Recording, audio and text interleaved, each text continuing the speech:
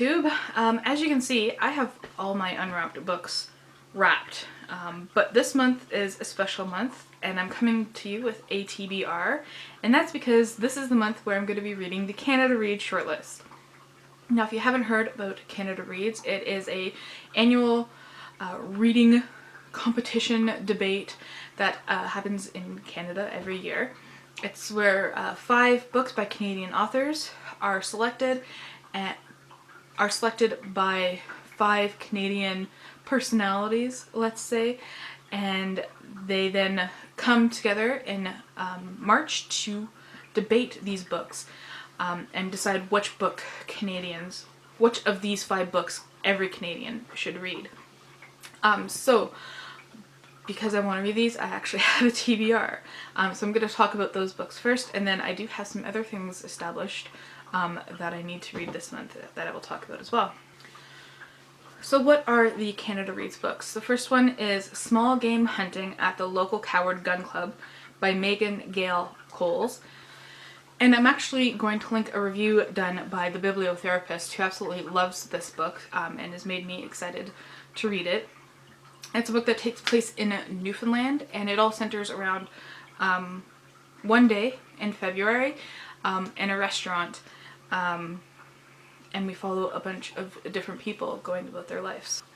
And then we have Radicalized by Cory Doctorow, and this is actually 4 novellas in one collection that all deal with like kind of contemporary issues that we're dealing with now. Immigration, corrupt police, the dark web, economic, social, and technological issues. I'm really looking forward to reading this. I love science fiction. It's been a while since I've seen some science fiction that I'm really excited for on Canada Reads.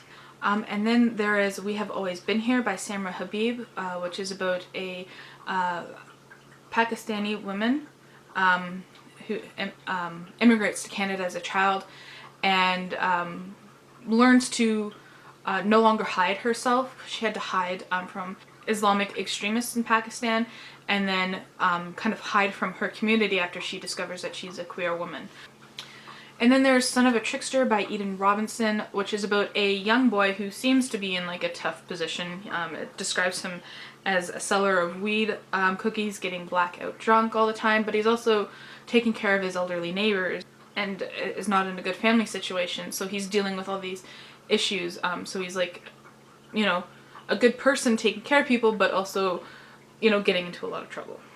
And then there's From the Ashes by Jesse Thistle, which is another memoir about his experience as an Indigenous youth being homeless and dealing with addiction issues.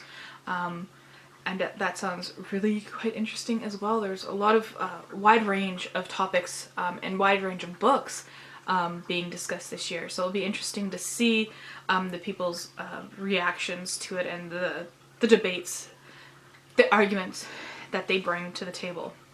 I hope it doesn't get personal like it has in past years.